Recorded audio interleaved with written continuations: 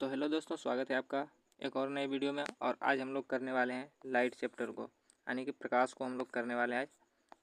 और इसमें भी हम लोग टॉप 20 क्वेश्चन को करेंगे और टॉप 20 क्वेश्चन में ही हम लोग न्यूमेरिकल को भी कवर करने वाले हैं।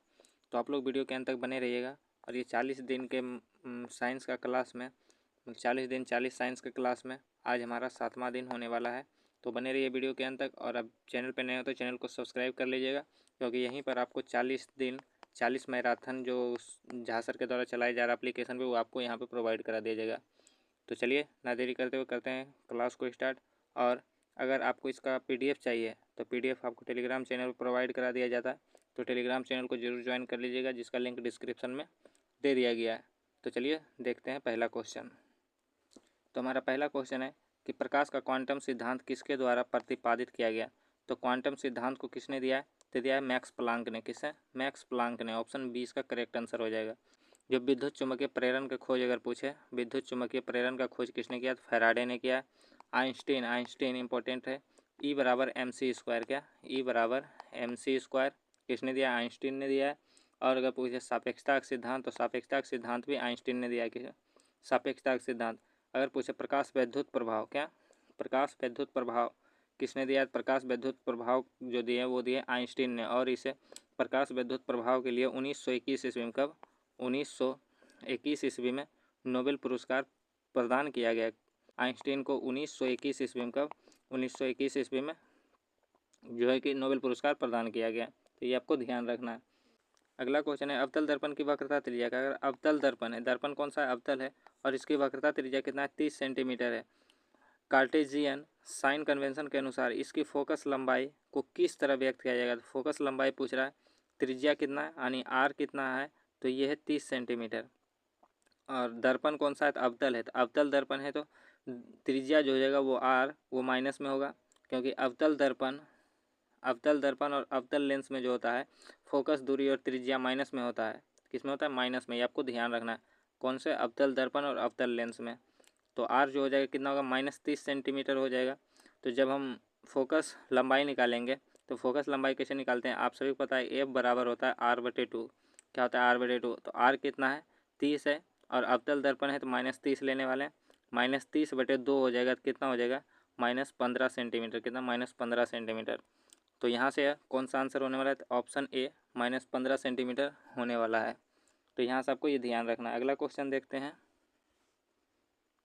क्वेश्चन बोल रहा है, क्वेश्चन नंबर 3, कि एक वास्तविक प्रतिबिंब पाने के लिए वस्तु 20 सेंटीमीटर की फोकस दूरी वाले अवतल दर्पण से 30 सेंटीमीटर की दूरी पर रखी हुई है। दर्पण प्रतिबिंब क्या होगा? दर्पण प्रतिबिंब पूछ रहा है। तो पहले देखते हैं कि दर्पण कौन सा है। दर्पण अवतल है। तो अवतल दर्पण में फोकस दूरी और वक्रता त्रिज्या जो होता है वो माइनस में होता है। क्या होता है? माइनस में होता है। तो यहाँ से आर क्या हो जाएगा? आर हो जाएगा कितना? -20। आर जो हो जाएगा वो हो जाएगा -20। ये आपको ध्यान रखना है। आर -20 हो जाएगा। और वस्तु की दूरी कितनी है अवतल दर्पण से? 30 सेंटीमीटर की दूरी पर। तो वस्तु दूरी यानी यू कितना हो जाएगा? तो ये भी -30 हो जाएगा। और माइनस किस लिए लिए? तो वस्तु जो होता है, वस्तु दूरी वो हमेशा माइनस में होता है। दर्पण हो या लेंस, वस्तु दूरी जो होगा वो हमेशा माइनस में होगा। और भी निकालना है तो भी बराबर हमको निकालना है। भी का मान क्या होगा? तो यहाँ पे हम लोग दर्पण सूत्र लगा देंगे। 1/f बराबर क्या हो जाएगा? 1/v - 1/u। तो किसका पूछा है? भी का मान पूछा है। तो भी को हम लोग इधर ही रहने देंगे। और 1/v बराबर हो जाएगा कि 1/f + 1/u। तो यहाँ से आप लोग वैल्यू पुट करके आंसर निकाल लीजिएगा। आएगा 60 सेंटीमीटर। कितना? 60 सेंटीमीटर। Option A. अगला क्वेश्चन है, यदि किसी अवतल दर्पण पर आपतन कोण 30 डिग्री हो तो परावर्तन कोण का मान कितना होगा? आपतन 30 डिग्री है तो परावर्तन कोण का मान क्या होगा? तो ये भी 30 हो जाएगा। और 30 कैसे हो जाएगा ये भी बताते हैं। तो ये कोई परावर्तक सतह है और जब आपतित किरण आती है, आपतित किरण आई और परावर्तित हो गई, ठीक है, आपतित किरण इधर से आई तो परावर्तित, ये जो होगा ये अभिलंब होगा। क्या होगा? अभिलंब हो जाएगा। ये अभिलंब हो गया। और आप परावर्तित किरण क्या है? परावर्तित किरण और अभिलंब के बीच जो कोण बनता है उसे परावर्तन कोण कहते हैं। और आपतित किरण यानी जो किरण आ रही है उसे आपतित किरण कहते हैं। आपतित किरण और अभिलंब के बीच जो कोण बनता है उसे कोण परावर्तित कोण कहते हैं। और इसका जो परावर्तन का नियम होता है वो दो नियम है। और नियम दूसरा में कहा गया है कि कोण आई बराबर कोण आर हो जाएगा, यानी जो कोण आपतन कोण का मान होगा वही होगा परावर्तन कोण का मान। तो आपतन कोण 30 डिग्री है तो परावर्तन कोण भी कितना हो जाएगा 30 डिग्री होगा, क्योंकि कोण आई इक्वल टू कोण आर ये परावर्तन के नियम से कहता है। तो जो आपतन कोण का मान होगा वही परावर्तन कोण का भी मान हो जाएगा।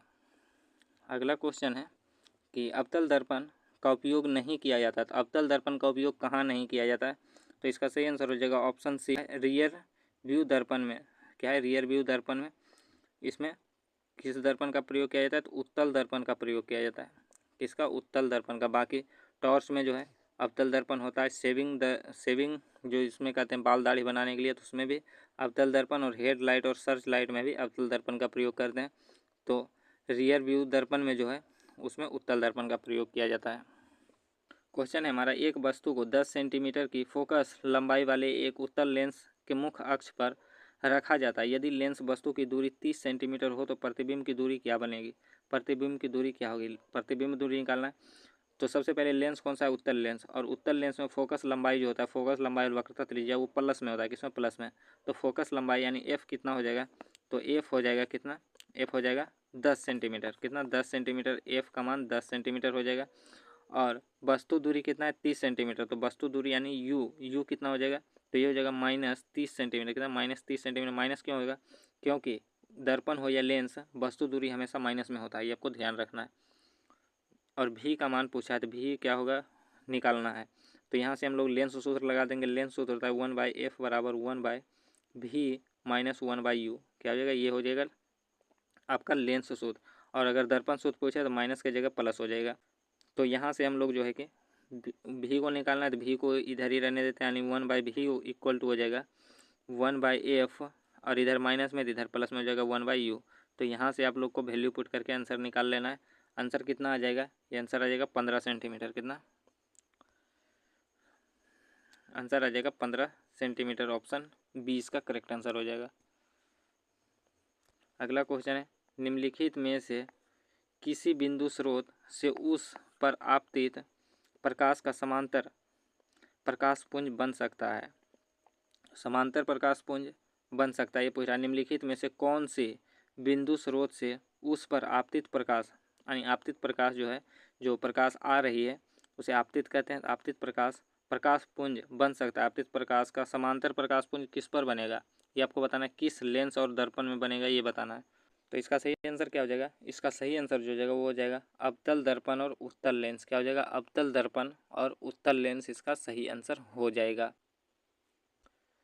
अगला क्वेश्चन है कि कोई प्रकाश किरण चित्र में दर्शाए अनुसार माध्यम ए से माध्यम बी में प्रवेश करती है।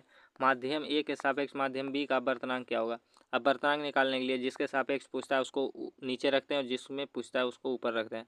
तो किसके सापेक्ष पूछ रहा है? ए के सापेक्ष, तो ए नीचे रहेगा mu A mu B by mu A हो जाएगा, क्योंकि जिसके सापेक्ष पूछता है वो नीचे रहता है। तो ये कौन सा माध्यम है? ये हो गया सघन माध्यम। सघन माध्यम हो गया, इसलिए हो गया क्योंकि अगर कोई किरण सघन माध्यम से विरल माध्यम में जाती तो वो अभिलंब की ओर झुक जाती थी। देख सकते हैं आप, अभिलंब की ओर झुक गई। ये विरल माध्यम कब होता?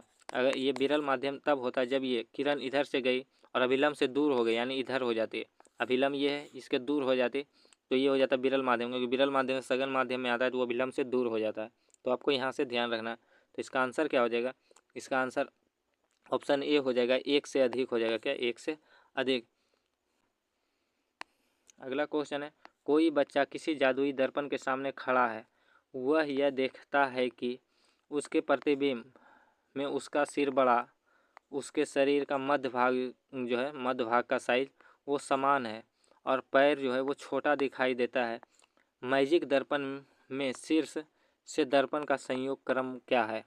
यह पूछ रहा है कि सिर देख रहा है तो बड़ा है, मध्य का भाग देख रहा है तो वो समान है, और पैर छोटा है। तो ये कौन सा दर्पण हो सकता है? कौन कौन सा दर्पण? तो बड़ा किस में प्रतिबिंब बनता है? अवतल दर्पण में हमेशा बड़ा प्रतिबिंब बनता है, तो अवतल दर्पण हो जाएगा। और समान प्रतिबिंब किस में बनता है? समान बनता है और पार्श्व उल्टा बनता है, तो ये बनता है समतल दर्पण में। समतल दर्पण में हमेशा बराबर प्रतिबिंब बनता है, और छोटा जो बनता है वो उत्तल में बनता है। किसमें? उत्तल में। तो ऑप्शन सी इसका करेक्ट आंसर हो जाएगा।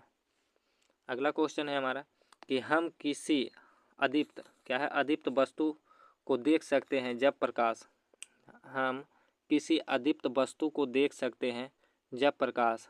सबसे पहले यहाँ से आपको ध्यान रखना है कि अदीप्त क्या होता है। एक होता है प्रदीप्त, एक प्रदीप्त होता है, एक प्रदीप्त होता है और दूसरा अदीप्त होता है। क्या होता है?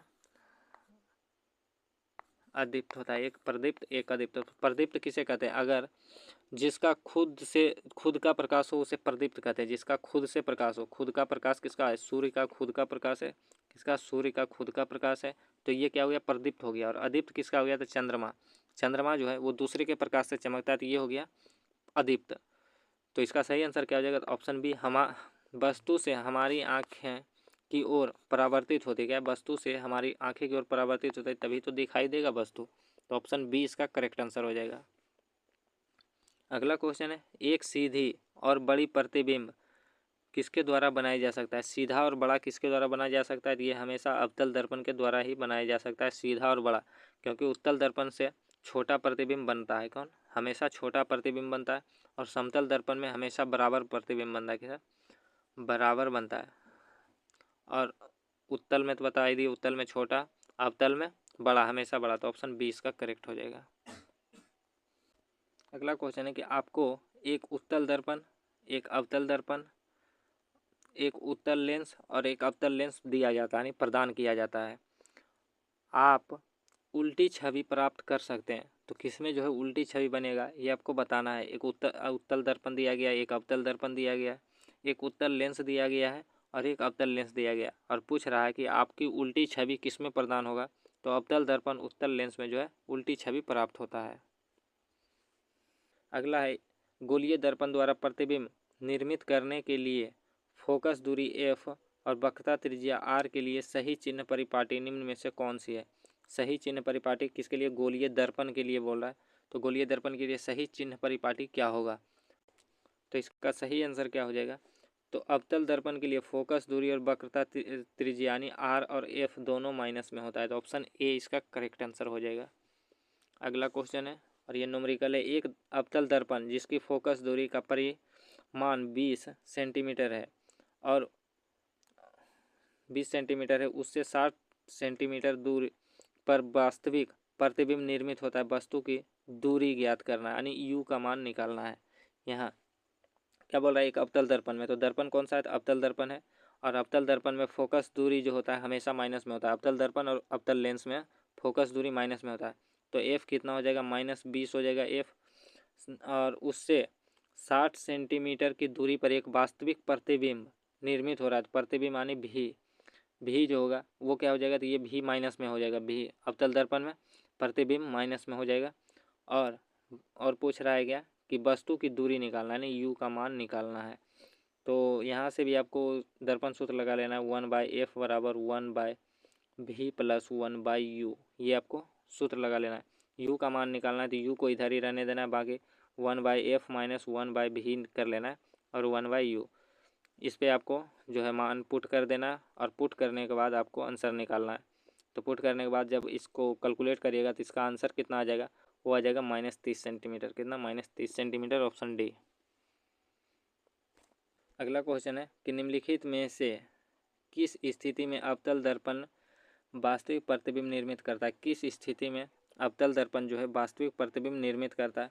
तो जब वस्तु फोकस और ध्रुव के मध्य रखा रहता है, तो वस्तु और फोकस और ध्रुव के मध्य जो है वो वास्तविक प्रतिबिंब निर्मित नहीं करता है। वस्तु अनंत पर होता है तब करता है निर्मित वास्तविक प्रतिबिंब, और जब वस्तु को फोकस पर रखा जाता है तब करता है। तो ऑप्शन 2 और 3 इसका सही आंसर हो जाएगा। ऑप्शन ए इसका करेक्ट आंसर हो जाएगा।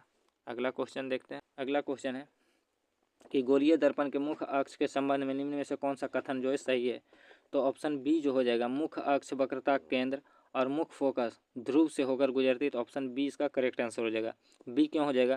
क्योंकि जब कोई दर्पण हो, ये कोई दर्पण है और ये जो हो गया ये आपका ये हो गया प्रधान अक्ष या मुख्य अक्ष, और यहाँ पे जो होता है ये पोल होता है, पोल जिसे हम लोग ध्रुव कहते हैं, पोल। और यहाँ पे हो गया आपका फोकस, क्या हो गया? फोकस। और ये हो गया आपका वक्रता केंद्र, वक्रता केंद्र। तो ये प्रधान अक्ष है, प्रधान अक्ष पर ही ये सारे ये प्रधान अक्ष जो है ये तीनों को टच करते हुए निकलता है, वक्रता केंद्र, फोकस दूरी और ध्रुव को निकलता हुआ। तो यहाँ भी बोल रहा है कि मुख्य अक्ष, वक्रता केंद्र, मुख्य फोकस और ध्रुव से होकर जाते। बिल्कुल सही है कि मुख्य अक्ष जो है, मुख्य अक्ष ये वक्रता केंद्र, फोकस दूरी और ध्रुव से होकर जाती है। तो बिल्कुल सही ऑप्शन बी। तो ऑप्शन क्या हो जाएगा? केवल बी सही है। क्या है? केवल बी सही है।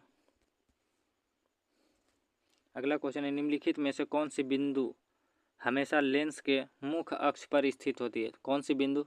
ये बर्तन बिंदु, ये तो बिल्कुल गलत है। आपतन बिंदु, ये भी गलत है। प्रकाशित केंद्र हो जाएगा। हमेशा ये लेंस के मुख्य अक्ष पर स्थित होता है। अब ये कोई हो गया उत्तर लेंस, ठीक है, ये उत्तर लेंस हो गया। और ये हो गया क्या? मुख्य अक्ष या प्रधान अक्ष। और यहाँ पे जो होता है केंद्र, यहाँ ये इसी को कहते हैं प्रकाशीय केंद्र। क्या कहते हैं? प्रकाशित केंद्र। तो ये हमेशा जो होता है प्रकाशित केंद्र, ये हमेशा किस पर होता है? तो मुख्य अक्ष पर होता है। किस पर? मुख्य अक्ष पर होता है हमेशा प्रकाशित केंद्र। तो ऑप्शन बी इसका करेक्ट आंसर हो जाएगा। Option B 2।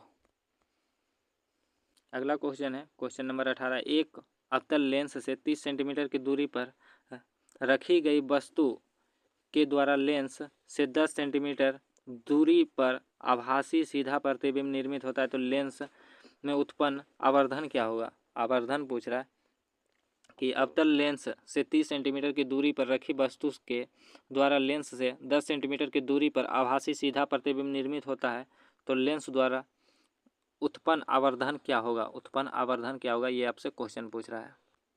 तो बनाना है इसको कैसे? आपको अवतल लेंस है तो अवतल लेंस में जो होता है वो वस्तु दूरी माइनस में होगा, फोकस दूरी भी माइनस में होगा, वक्रता त्रिज्या भी माइनस में होगा। ये सभी आपको ध्यान रखना है। तो 30 सेंटीमीटर की दूरी पर वस्तु रखी हुई है तो u का मान कितना हो जाएगा? u का मान हो जाएगा -30। क्या हो जाएगा? -30 सेंटीमीटर। और क्या बोल रहा है? रखा हुआ 10 सेंटीमीटर की दूरी पर आभासी सीधा प्रतिबिंब निर्मित होता है। प्रतिबिंब यानी भी जो है भी कितना हो जाएगा? 10 सेंटीमीटर माइनस 10 सेंटीमीटर हो जाएगा प्रतिबिंब। तो बोल रहा है उत्पन्न लेंस द्वारा उत्पन्न आवर्धन निकालना है। तो आवर्धन m बराबर जो होता है m बराबर v/u हो जाता है लेंस में। और अगर दर्पण में पूछता तो यहाँ माइनस हो जाता माइनस v/u। तो v का वैल्यू कितना दिया हुआ है? तो v का वैल्यू दिया हुआ है 10 -10 और u का वैल्यू दिया हुआ है -30 दिया हुआ है। तो माइनस माइनस कैंसिल हो जाएगा, 0 0 कैंसिल हो जाएगा, 1/3 आ जाएगा आंसर। तो 1/3 कहाँ है आंसर? ऑप्शन सी इसका करेक्ट आंसर हो जाएगा। अगला क्वेश्चन देखते हैं। अगला क्वेश्चन है, एक लेंस की फोकस दूरी और उसकी क्षमता के बीच सही चिन्ह क्या है? सही संबंध पूछ रहा है। सही संबंध क्या है? लेंस की फोकस दूरी और उसकी क्षमता यानी P बराबर होता है क्या? P बराबर होता है 1/f। क्या होता है? P बराबर 1/f। लेकिन अगर मीटर में हो तब ये सूत्र लगता है, अगर सेंटीमीटर में हो तो P बराबर 100/f हो जाएगा। क्या? 100/f अगर सेंटीमीटर में हो तब P बराबर, ये आपको ध्यान रखना है। तो क्या हो जाएगा? ऑप्शन ए यहाँ से सही आंसर हो जाएगा कि फोकस दूरी और उसकी क्षमता के बीच संबंध क्या है? तो P बराबर 1/f। अगला क्वेश्चन है और हमारे सेशन का अंतिम प्रश्न है ये। क्या बोल रहा है? एक अवतल दर्पण सूर्य के सामने इस तरह से रखा गया है कि सूर्य की किरणें का अभिसरण दर्पण के मुख्य अक्ष पर 5 सेंटीमीटर दूर एक बिंदु पर होता है। अब यदि 3 सेंटीमीटर लंबी एक मोमबत्ती को दर्पण के मुख्य अक्ष पर 10 सेंटीमीटर की दूरी पर रखा जाए तो मोमबत्ती का प्रतिबिंब कितनी दूरी पर बनेगा? ये पूछ रहा है प्रतिबिंब का दूरी क्या होगा, ये आपको बताना है। एफ कितना हो जाएगा? ये जो होता है अभिसरण को ही हम लोग कहते हैं एफ यानी फोकस। तो फोकस कितना हो जाएगा? ये हो जाएगा 5 सेंटीमीटर। कितना? 5 सेंटीमीटर। और दर्पण अवतल है तो एफ बराबर हो जाएगा -5। क्या हो जाएगा? -5 सेंटीमीटर। और यू कितना है? दर्पण कितना दूर पर रखा हुआ है? तो 10 सेंटीमीटर की दूरी पर रखा हुआ है मोमबत्ती तो यानी वस्तु। u बराबर हो जाएगा -10 सेंटीमीटर। और भी का मान निकालना पूछ रहा है। मोमबत्ती प्रतिबिंब से कितनी दूरी पर है? तो मोमबत्ती प्रतिबिंब से यानी भी से कितना दूरी पर है ये निकालना है। तो 1/f बराबर क्या होगा? दर्पण सूत्र 1/v + 1/u। और निकालना क्या है? तो भी निकालना है। तो भी को कर देते हैं इस साइड, एक साइड 1/v बराबर हो जाएगा 1/f - 1/u। तो u का मान कितना दिया हुआ है? 10 सेंटीमीटर। और f का मान कितना दिया हुआ है?